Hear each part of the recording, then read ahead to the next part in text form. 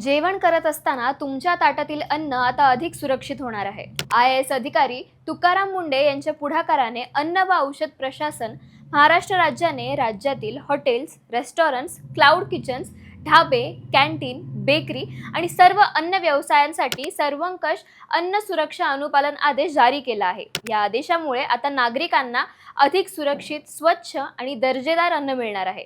पण हे नवे नियम नेमके काय आहेत? त्याचा सर्वसामान्य ग्राहक आणि हॉटेल व्यवसायांवर काय परिणाम होणार आहे? चला तर मग जाणून घेऊया अगदी सोप्या भाषेत. नमस्कार, मी आदिती आणि तुम्ही पाहत आहात सरळ सोप्पं. तर गेल्या काही महिन्यांमध्ये तुकाराम मुंढे यांच्या नेतृत्वाखाली अन्न भेसळ आणि अस्वच्छतेविरोधात राज्यभर धाड सत्र राबवण्यात आलं.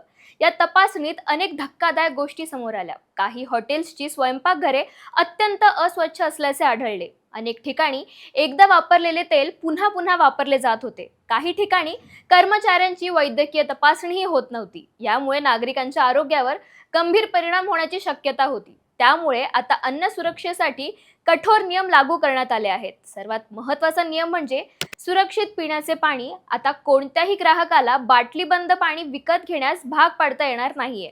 प्रत्येक हॉटेल, रेस्टॉरंट किंवा भोजनालयात सुरक्षित पिण्याचे पाणी मोफत उपलब्ध करून देणे बंधनकारक असेल. तसेच आरो किंवा UV पाण्याची दर 6 महिन्यांनी तपासणी करावी लागणार आहे. दुसरा महत्त्वाचा नियम म्हणजे आता वर्तमानपत्रात किंवा छापील कागदात अन्न देण्यास बंदी केली आहे. कारण वर्तमानपत्रातील शाई आणि रसायने गरम किंवा तेलकट अन्नामध्ये मिसळून आरोग्यास हानी पोहोचवू शकतात.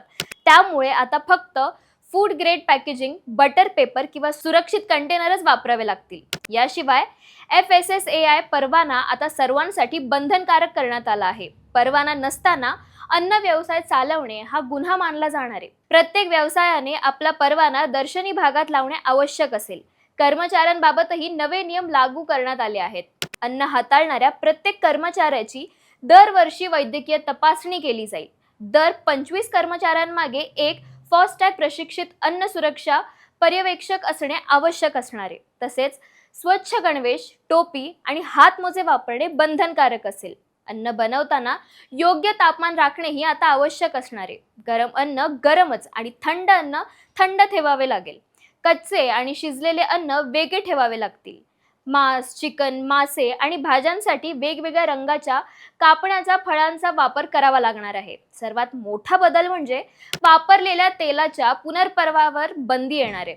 अनेक ठिकाणी पुन्हा पुन्हा गरम केलेले तेल वापरले जात असल्याचे आढळले होते.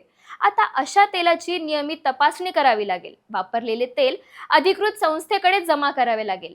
ते नाल्यात किंवा उघड्यावर टाकल्यास कारवाई होऊ शकते.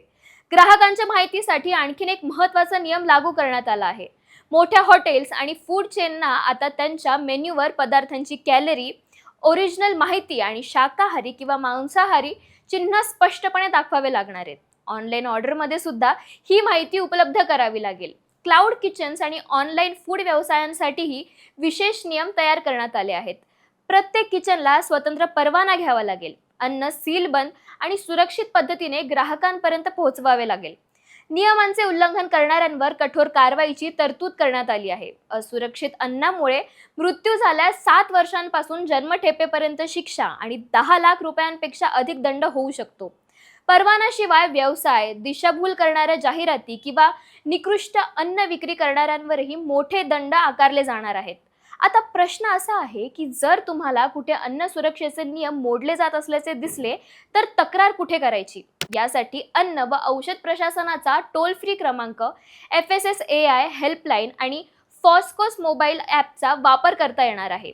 मित्रांनो, सुरक्षित अन्न हा प्रत्येक नागरिकाचा मूलभूत हक्क आहे आणि या नव्या नियमांमुळे महाराष्ट्रातील अन्न व्यवसाय अधिक जबाबदार आणि पारदर्शक होण्याची अपेक्षा आहे.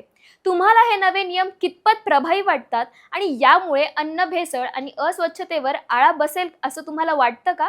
तर आम्हाला कमेंट्समध्ये नक्की सांगा. आणि अशाच माहितीपूर्ण अपडेट्ससाठी सरळ सोप्पला फॉलो आणि सबस्क्राईब करायला विसरू नका.